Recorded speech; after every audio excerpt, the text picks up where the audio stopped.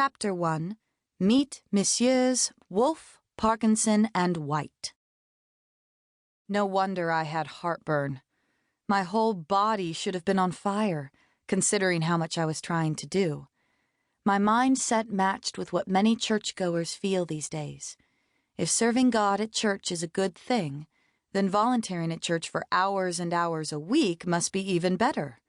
It might even make the Lord love me more. Worship leader, choir director, Sunday school teacher, bulletin maker, even baby blanket crocheting ministry coordinator. I was wearing so many hats my head began to spin. This was something more than simply seeking approval from those around me, or feeling pressured to use my gifts. Inside, I truly believed that God's affection for me was directly linked to how much I accomplished in His name. Like how much I enjoy popcorn at the movies depends on how much fake butter the teenaged attendant squirts on. Ask them to layer the butter next time you go. My desire to please God was real enough, but it was formed by a need to know that God wasn't mad at me. I lived in fear that God might be rearing back in righteous indignation, or worse, disappointment. The kind of disappointment church had been reminding me of since day one.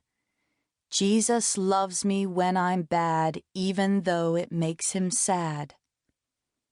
On a Sunday in March 2003, as we were driving home from another busy day at church, a burning pain beneath my lower rib cage made me white-knuckle the door handle of the car. The burning quickly increased from candle flame to blowtorch, and a gasp escaped my lips. "What's wrong?" Will asked. "I don't know." I gritted my teeth. "There's this burning in my abdomen." A sensation of cold washed over the rest of my body, and I began to sweat profusely. I could hardly sit in my seat with the safety belt holding me in such burning agony. Nausea slammed my stomach. "Do you want to go to the emergency room?" he asked.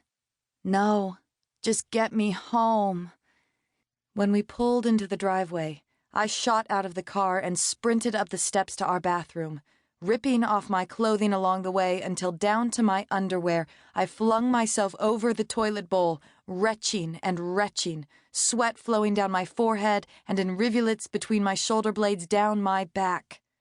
Afterward, I threw myself on the bed and curled in a fetal ball, rocking in agony. Will still wanted to go to the emergency room. No. "Just let me wait for an hour. If it's still like this, I'll go in." I only go to the hospital if something is bleeding or a baby needs to come out. Call it personal principle. The attack lasted about a half hour, during which time I wondered if this was it, if I'd be going toward the light.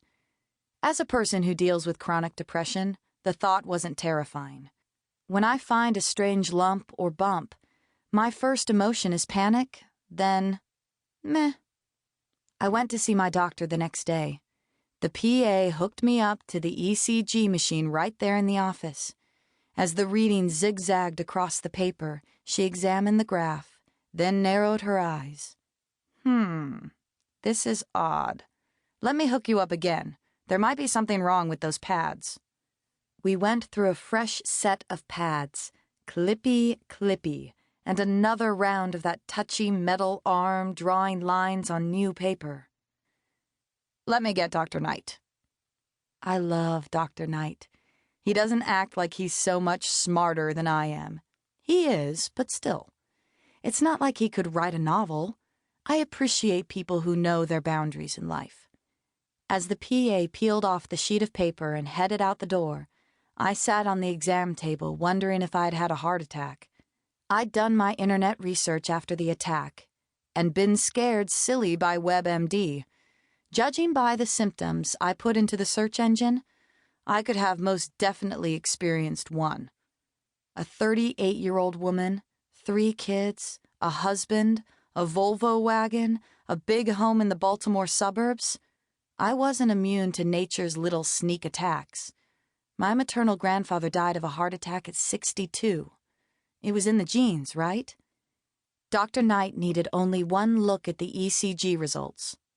"Have you ever been diagnosed with Wolf-Parkinson-White syndrome?"